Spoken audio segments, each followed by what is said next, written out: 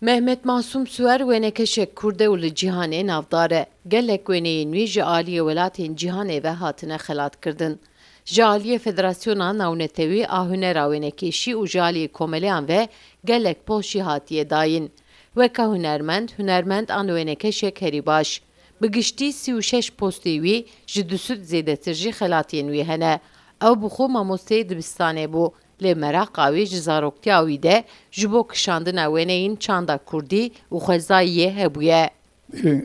Destpêka kişandina wêneyan a min piştî salê not û şeşa de bi heskêfê me dest pê kir ve qeydkirina heskêfê wek dokûmanter ji wê çaxê de me dest pê kir. Di dûr bajarê me dîrokî Riha, Samsûr û Amed û Wan û Mêrdîn ciwarê dîrokî me kişand, balam ew dikişand wek belge û dokûmanter. Lê ev 10-15 salê dawî wek huner ez wêne dikişînim, me huner jî me xist navê. Wêne bi rastî xebatê min ê hunerî û aliyê çand û hunera Kurd ku ez dikişînim wan wêneyan bi armancek taybetê dikişînim ku gelek heval ku pê nizanin û armancam ew ku bi wêneyê xwe ez xizmetî yekîtiya gelê xwe bikim.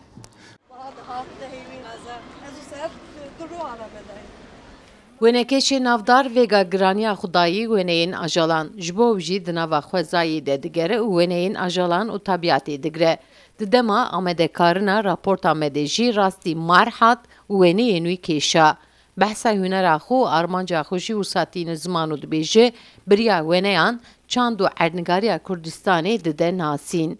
Hewsel hem di 4 demsala de dikişînim wek manzara wek dîmen xeyd dikim bi çavkî hunerî. Hem jî acalê ku li vir dijîn, heywanê ku di hewselê dijîn wek çûk, wek mar, wek çi bêbîra wek jîjo ku me kişandin, wek xartal, wek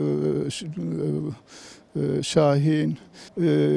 Armancam ew ku ez hezkirina van heywana bi însana hezkirin bidim bi wêneyan bi riya wêneyan û hewselê ji bî havî hem hewsel hem jî heywanê ku tê dijîn ajalê ku tê dijîn ku ji aliyê mirovê me bên parastin. Hunermend di gelek pêşbirkên navnetewiya wêneyan de jî weka jûrî ciyê xwe digire. 12 pêşengehên mezin vekiriye. Wênekeşê navdar bi estê xwe jî ji Mêrdînê ye. Sevda Kaplan, Kurdistan TV, Amed.